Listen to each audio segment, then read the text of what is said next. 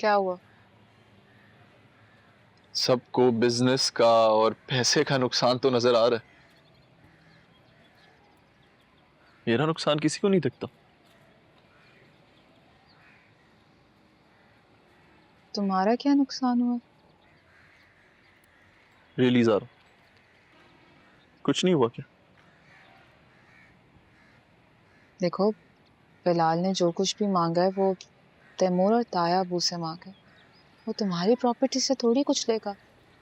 बंटवारा सिर्फ जायदाद का नहीं होता ज़ारा, दिल भी एक चीज होती। खैर छोड़ो, तुम नहीं समझोगी।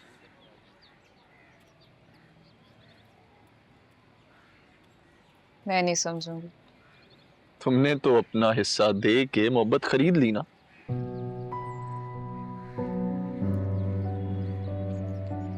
फिर तो सबसे बड़ा खसारा तो मेरा ही हुआ। पैसा भी गया और जो खरीदी हुई मोहब्बत है वो सुकून भी नहीं देती। सुकून सुकून तो बहुत बड़ी चीज होती है ज़ारा। यहां तो कोई वफा ही नहीं करता। अपनी अपनी सोच की बात है। मेरी नजर में इंसान बेवफा हो जाए मगर बदकिरदार ना हो। तो ये बात तो मुझसे ज्यादा तुम्हारे भाई को समझने की जरूरत है। मेरा भाई क्यों? क्योंकि वो सब जानने के बावजूद उससे शादी कर रहे।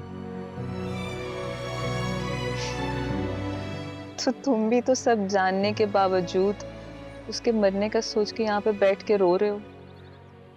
मैं सिर्फ उसके खिलाफ होने वाली साजिश का हिस्सा बनने की वजह से गिल्टी फील कर रहा हूं। That's it.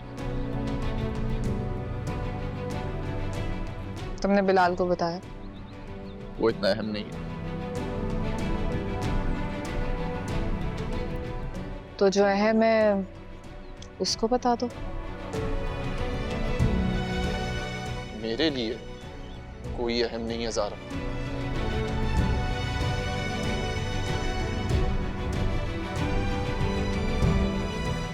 क्या? आंसू पोंछ लो। ये जो निकल रहे हैं उसके लिए वो जो अहम नहीं है।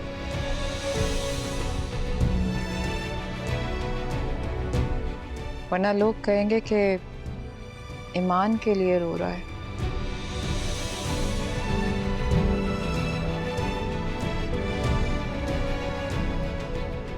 और हाँ, बिलाल को बताने का सिर्फ इसलिए कह रही थी क्योंकि ईमान जिस जगह ट्रैप हुई है वो सारी प्लानिंग तो तुमने की थी।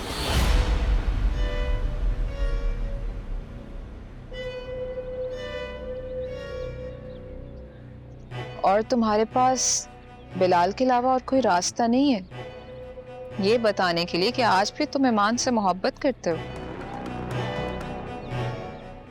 नाराजगी जैसी भी हो आहत, कम से कम तुम उसको मरता हुआ नहीं देख सकते। एक मिनट ज़ारा, मैं मानता हूं कि मेरी वजह से ईमान की जान को खतरा था और उसका मुझे गिल्ट है या अफसोस, जो भी तुम कहना चाहो, लेकिन मेरा स्टैंडर्ड तुम्हारे उस भाई की तरह इतना लो नहीं है कि मैं ईमान जैसी लड़की के पीछे तड़पूं।